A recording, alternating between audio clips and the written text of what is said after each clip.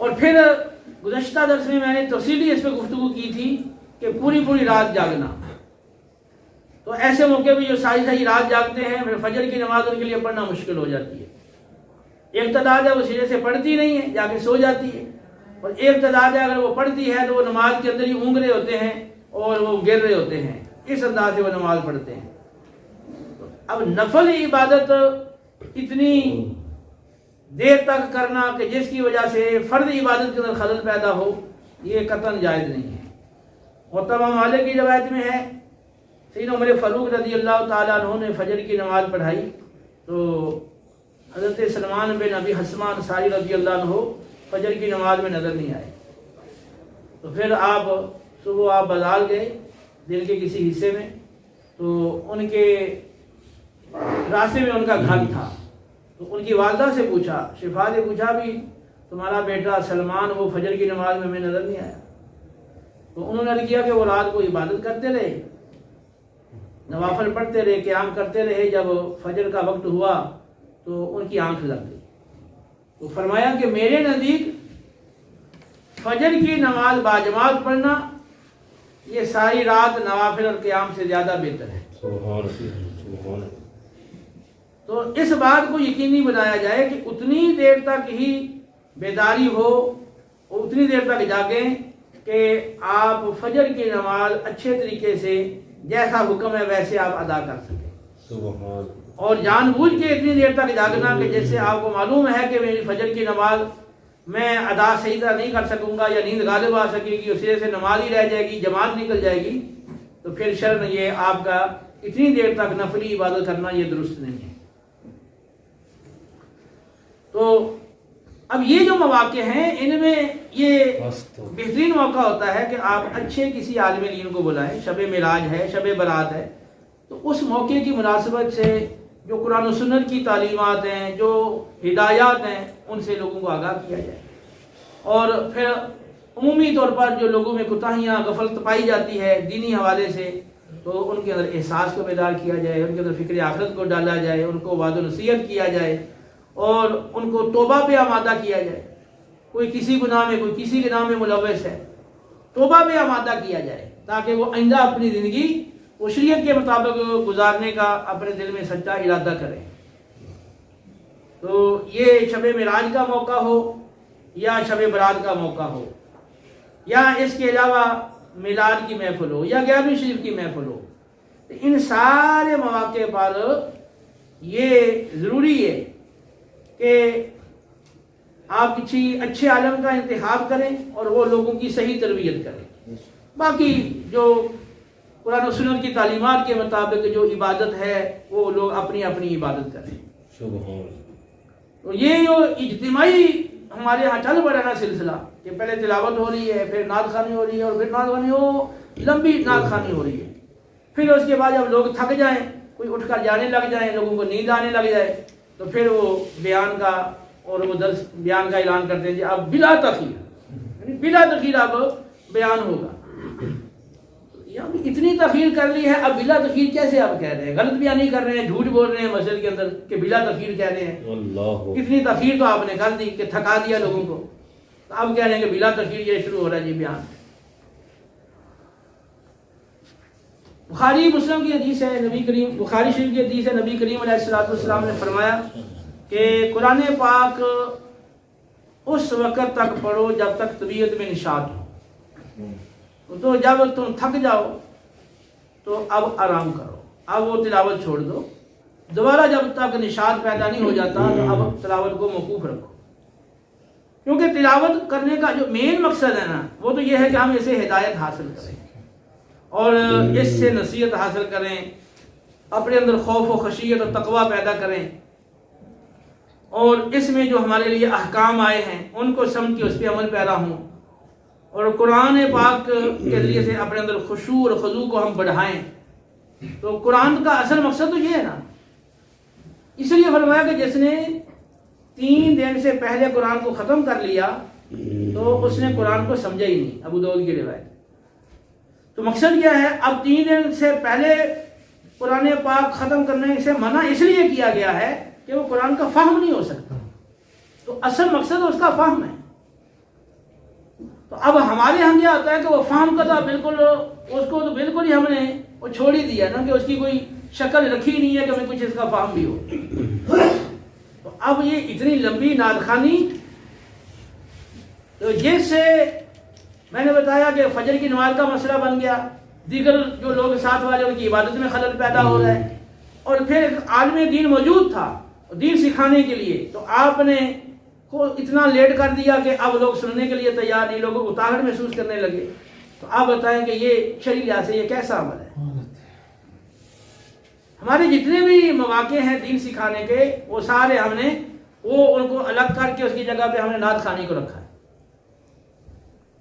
پھر نعت خوانی کے اندر جو اشعار ہے وہ غلط ہوتے ہیں، پڑھنے والے جو ہیں ان کا صحیح لوگوں کا انتخاب نہیں ہوتا، اور پھر وہی آواز تیز ہوتی ہے، ساؤنڈ پورا کھولا جاتا ہے، منہ بالکل وہ قریب کر لیتے ہیں۔ یہ شریعت اس طرح کی نعت خوانی کی اجازت نہیں دیتی کہ آپ اصل دین جو ہے وہ سیکھنا چھوڑ دیں اور اصل دین سے آپ غافل ہو جائیں، اور ادھر آپ کی توجہ نہ ہو، اور دین سے آپ سے کوئی دلچسپی نہ ہو، عبادت سے کوئی ذوق شوق نہ ہو، تو صرف آپ نعت خوانی کر رہے ہیں بس۔ تو یہ ممکن نہیں ہے کہ آدمی سچا دیندار ہو تو وہ صرف نعت خوانی کی اس کے شوق ذوق ہو، باقی اس کا جو دین ہے، دین سیکھنے کا، دین پھیلانے کا، سکھانے کا، لوگوں کو دین ڈالنے کا، اس کو کوئی ذوق شوق ہی نہ ہو۔ تو یہ اصلاح بھی ہماری ذمہ داری ہے کہ ہم اپنی مساجد کے اندر کوشش کریں کہ ذہن سازی کر کے لوگوں کو اس طرف لے کر آئے۔ ظاہر ہے کہ ایک عرصے سے جہاں کا ماحول چلا آ رہا ہے تو بدلنا آسان تو نہیں ہوتا، تو ہم یہی چیزیں دیکھ کر یار یہ بڑا مشکل ہے، یار لوگ نہیں مانتے، تو ہم پھر یہ چھوڑ دیتے ہیں اور ہم اس میں وہ باقاعدہ پھر اس کے لیے کوشش نہیں کرتے۔ دیکھیں جتنے بھی انبیاء علیہ السلام آئے تو کیا دین کا کام کرنے میں، دعوت دین دینے میں کیا ان کو مشکل پیش نہیں آئی؟ یا مشکل پیش ہے کہ انہوں نے چھوڑ دیا، یار نہیں لوگ نہیں مانتے؟ نوح علیہ السلام کتنی دیر ٹھہرے ہیں اپنی قوم کے اندر؟ 950 سال اپنی قوم میں آپ ٹھہرے ہیں، اور آپ کی دعوت کا اور تبلیغ کا جو عرصہ ہے وہ تقریباً سارے انبیاء سے زیادہ ہے۔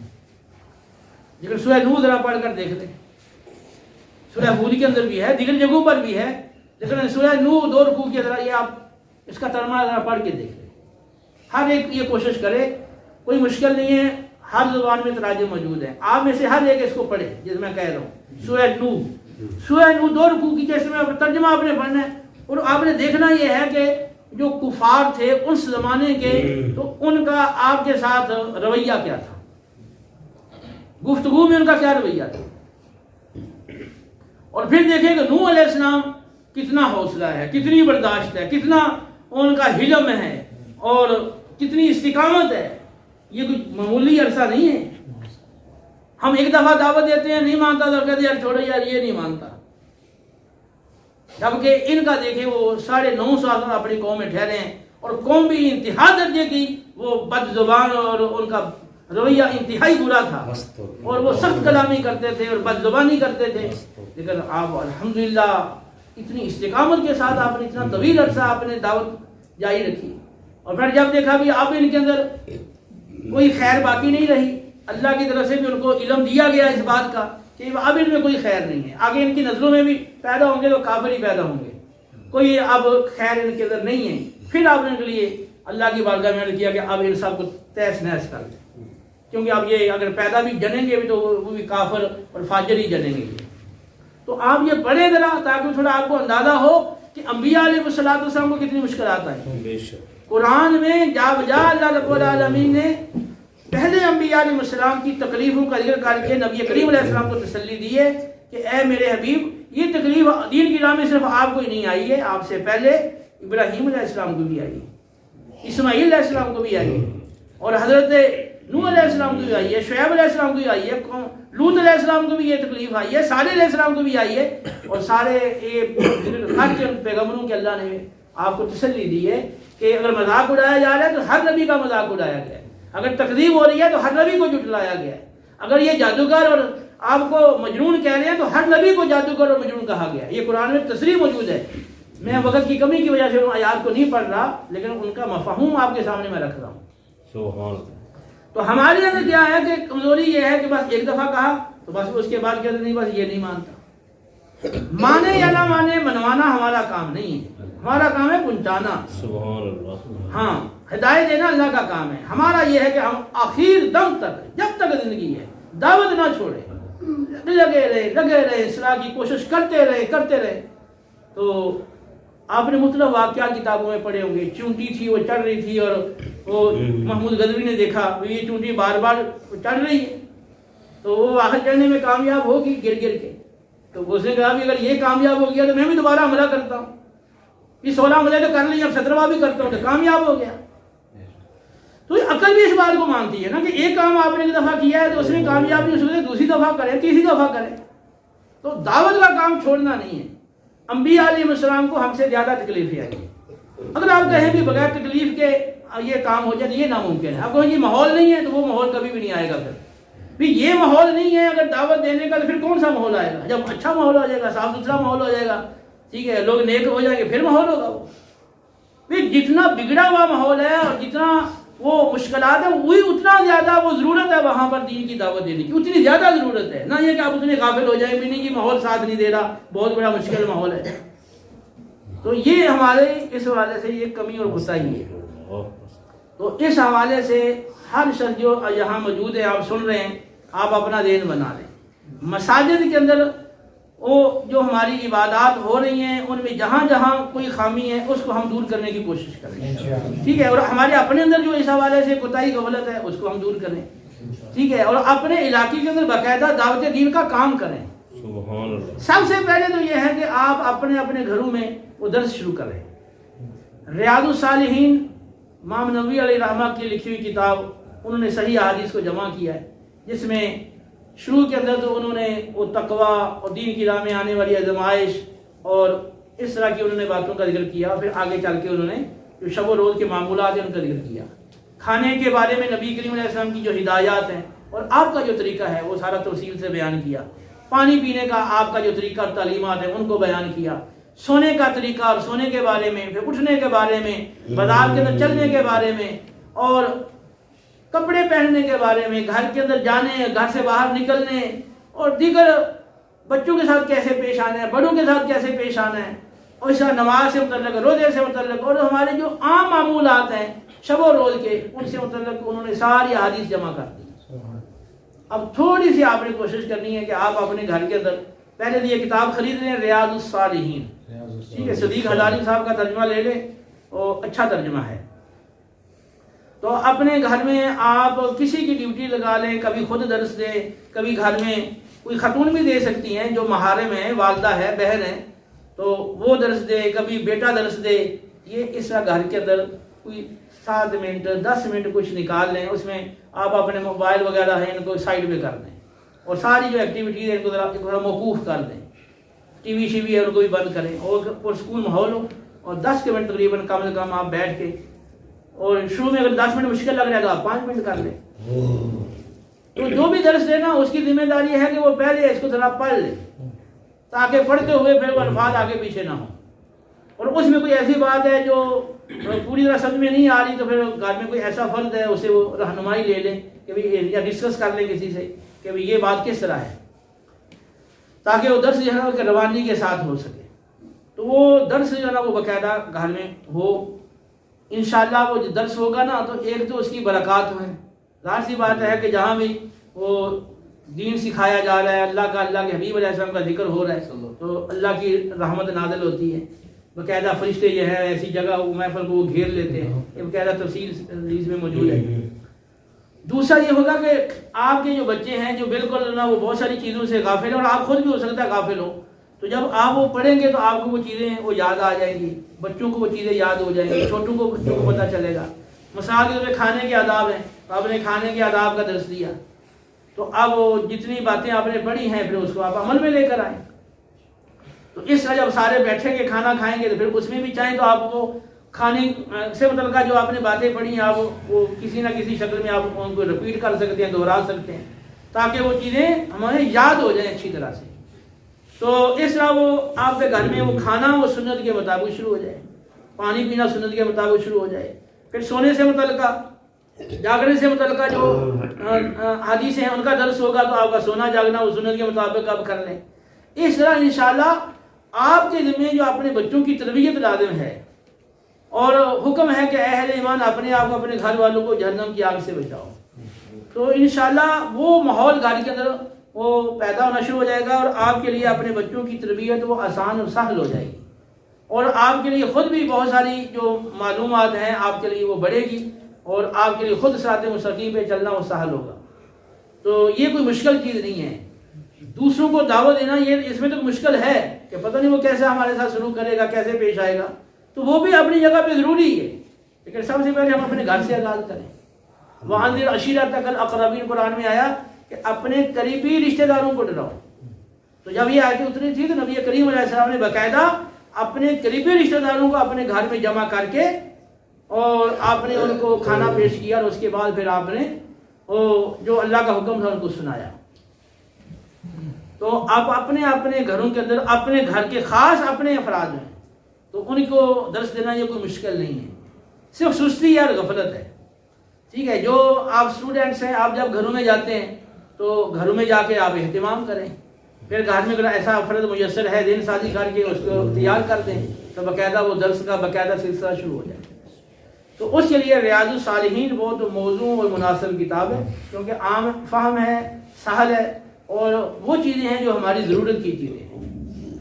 ٹھیک ہے، باقی باقاعدہ کوئی عالم ہے تو وہ قرآن کا درس بھی دے سکتا ہے، وہ جو مناسب سمجھے گھر کے ماحول کے لحاظ سے وہ دے سکتا ہے. لیکن عام لوگوں کے لیے یہ کتاب زیادہ وہ بہتر رہے گی. تو ریاض الصالحین یہ کتاب باقاعدہ خرید لیں اور اس کا گھر میں درس شروع کر دیں. پھر اس کے علاوہ آپ آفس میں کام کرتے ہیں، وہاں اگر وہ 5-7 منٹ کوئی درس کی صورت ممکن ہے تو وہاں بھی اس کا آغاز کر دیں.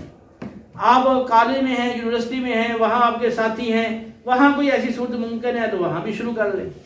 اس طرح جہاں جہاں ممکن ہے. آپ کے گھر کے قریب مسجد ہے اور وہاں آپ نماز پڑھتے ہیں تو وہاں اگر باقاعدہ درس نہیں ہو رہا تو آپ وہاں کسی نماز کے اندر وہ درس شروع کر لیں. ٹھیک ہے، اور اپنے ساتھیوں کو اپنے دوستوں کو آپ لے کر جائیں مسجد میں تاکہ وہ آپ کے ذریعے سے نمازی بھی بنیں اور پھر ان کو درس میں بھی بٹھائیں. تو نبی کریم علیہ السلام کی غلامی میں موت قبول ہے تو اس میں یہ چیز داخل ہے. یہ نہیں کہ موت قبول ہے بس، اور مطلب موت کیسے قبول ہے؟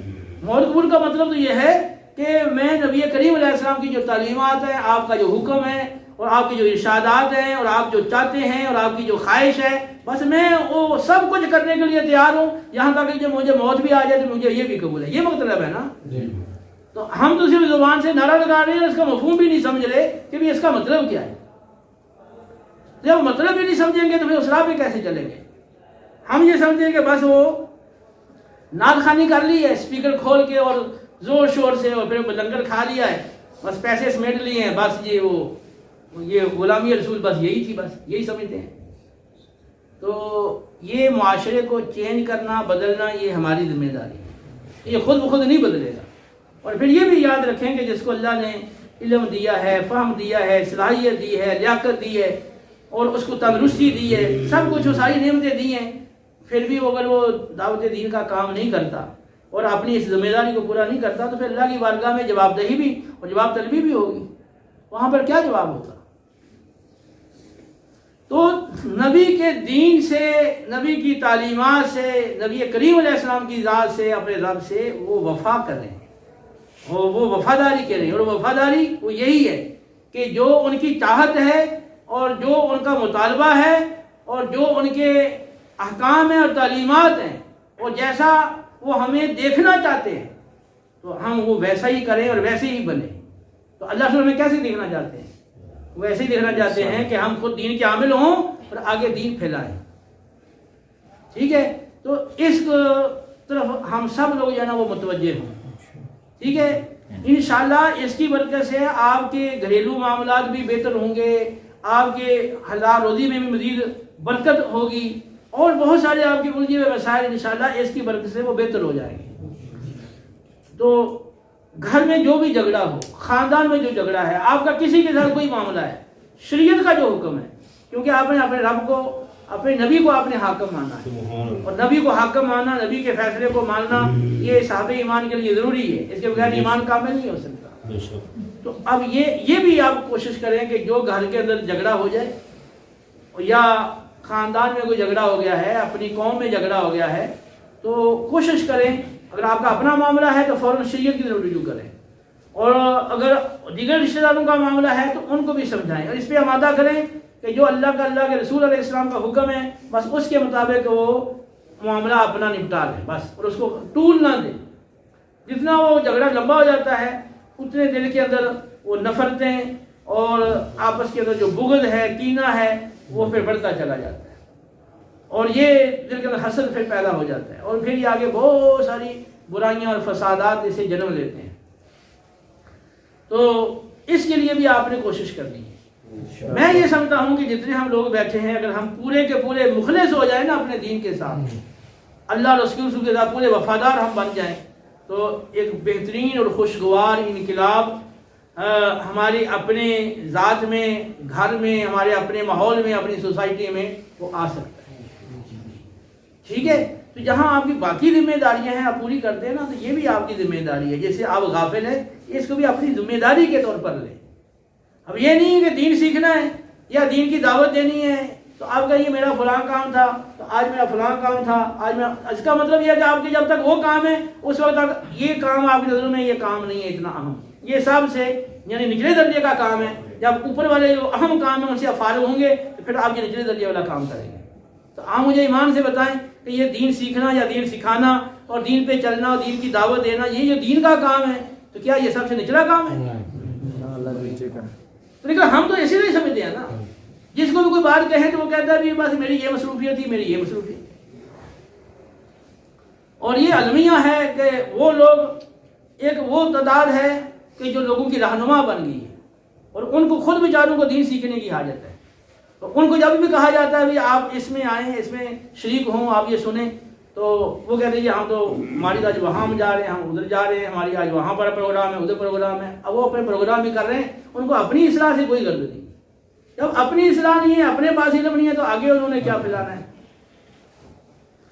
اچھا، آپ کے آخری بات یہ، آپ کے علاقے میں، آپ کی مسجد میں یا آپ کے گھر میں یا آپ کے خاندان میں یا آپ کے آس پاس یا جہاں آپ کا اختیار ہے محفل ہو، ہاں وہ میلاد کی محفل ہے، ہاں وہ 11ویں کی محفل ہے، یا کوئی بھی کسی بھی عنوان سے وہ جو ہے وہ محفل اگر وہ موسوم ہے، آپ اس میں کوشش کر کے تو صحیح آدمی کا انتخاب کروائیں، کیونکہ یہ بڑا بگاڑ معاشرے کے اندر آیا ہے۔ تو کم علم لوگ جن کو علم نہیں اور پھر دین کا احساس نہیں، تو وہ لوگوں سے مخاطب ہوتے ہیں، اور ان لوگوں کو کوئی بھی احساس بیدار نہیں کرتے، کوئی فکر نہیں دلاتے، مقصد زندگی کی طرف توجہ نہیں دلاتے، تو ظاہر سے لوگ پھر اور مزید غافل ہو جاتے ہیں ان کی باتیں سن کر، کیونکہ وہ باتیں ان کی خوش کن ہوتی ہیں، وہ جنت کے ٹکٹ دے کے چلے جاتے ہیں پیسے لے کے۔ تو یہ بھی ایک اہم کام ہے کہ اگر آپ اپنی مسجد کے اندر جو پروگرام ہو رہا ہے، اگر کسی صحیح آدمی کا آپ انتخاب کریں اور کروائیں اور صحیح آدمی کو بلائیں، بڑا عالم نہیں ہے لیکن کم از کم اس کو مناسب علم ہو، دین کا درد ہو اس کو، اور دین کا احساس ہو، اور وہ باقاعدہ عملی طور پر دین کا مبلغ ہو، اس کو آپ بلائیں۔ وہ جو بات کرے گا نا، ظاہر سی بات ہے کہ اس کا دین سے لگاؤ ہے، دلچسپی ہے، وہ اصلاح کی بات کرے گا، ہدایت کی بات کرے گا، تو اس سے جتنے لوگ سنیں گے انشاءاللہ ارتداد ہوگی، جو اس سے بیان سے متاثر ہو کر رائے راست پہ آئے گی۔ جبکہ اس کے مقابلے میں کوئی دوسرا شخص ہے تو اس کا بیان سن کے بجائے ہدایت کی طرف آنے کے اور لوگ غافل ہو جاتے ہیں۔ تو یہ ہر لحاظ سے اصلاح کرنا یہ ہماری ذمہ داری ہے۔ تو صالحین کا طریقہ یہ تھا، تو ہم کہتے ہیں کہ یا اللہ ہمیں صالحین کے طریقے پر چلا۔ تو صالحین کا طریقہ ہے سنت کو عام کرنے کا طریقہ، صالحین کا طریقہ یہ ہے کہ مٹی ہوئی سنتوں کو زندہ کرنے کا طریقہ، صالحین کا طریقہ یہ ہے کہ وہ کام جو خلاف سنت رائج ہو گئے ہیں، جن کو بدعت سیئہ کہتے ہیں، ان کو مٹانے کا طریقہ، یہ ہے صالحین کا طریقہ۔ اور جتنے بھی اولیاء کرام آئے انہوں نے بتایا کیا کام کیا، یہی کام کیا نا، دین کو پھیلایا ہے، غلط باتوں کی اصلاح کی ہے، غلط باتوں کو انہوں نے ختم کیا ہے، اور سنت کو پھیلایا ہے، سنتوں کو عام کیا ہے۔ یہ صالحین کا طریقہ ہے۔ جب ہم نماز پڑھ رہے ہیں تو دعا مانگ رہے ہیں اللہ ہمیں نامیافتہ بندوں کے راستے پر چلا، تو جو ہی انبیاء کا تصور آئے تو فوراً دعوت دین کا تصور آنا چاہیے کہ یہ بنیادی کام انبیاء کا دعوت دین ہے، جو ساری زندگی اول تاخر وہ دعوت دین کا کام کرتے ہیں۔ صدیقین کا تصور آئے تو فوراً ذہن میں آئے کہ جو اللہ کی سچائی کا راستہ ہے، زبان کی سچائی، آنکھوں کی سچائی، کانوں کی، ہاتھ پاؤں کی سچائی، وعدوں کی سچائی اور فیصلوں کی سچائی اور گواہیوں کی سچائی اور وعدوں کی سچائی، عہدوں کی سچائی، ہر لحاظ سے سچائی، عقیدے میں سچائی، قول میں سچائی، جو سچائی کا راستہ ہے، کامل سچائی کا راستہ، تو صدیقین کا سچائی کا راستہ اس پہ چلا۔ اور شہداء جو دین کے غلبے کے لیے ہر وقت کوشاں رہتے ہیں، یہاں تک کہ غلبہ دین کی خاطر جب جان کی قربانی کی ضرورت ہوتی ہے تو جان کی قربانی بھی دے دیتے ہیں۔ ان کا جو راستہ ہے ہم ان کے راستے پہ چلا۔ اور صالحین کا راستہ کہ جو معاشرے کی اصلاح کرتے ہیں اور سنتوں کو پھیلاتے ہیں اور سنت، ہر کام سنت کے مطابق کرتے ہیں، اور جو خلاف سنت چیزیں رائج ہو گئی ان کو وہ مٹاتے ہیں اور سنت کا احیاء کرتے ہیں، احیاء سنت اور اتباع سنت۔ تو یہ جو راستہ ہے نا صالحین کا، اس راستے پہ ہمیں چلا۔ تو جب یہ دعا مانگے تو اجمالی طور پر یہ تصور بھی ساتھ ساتھ دل میں آنا چاہیے کہ یا اللہ ہمیں اس راستے پہ چلا۔ پھر جس راستے کو آپ اللہ سے مانگ رہے ہیں تو اب اس راستے پہ چلنے میں آپ کو رکاوٹ کیا ہے؟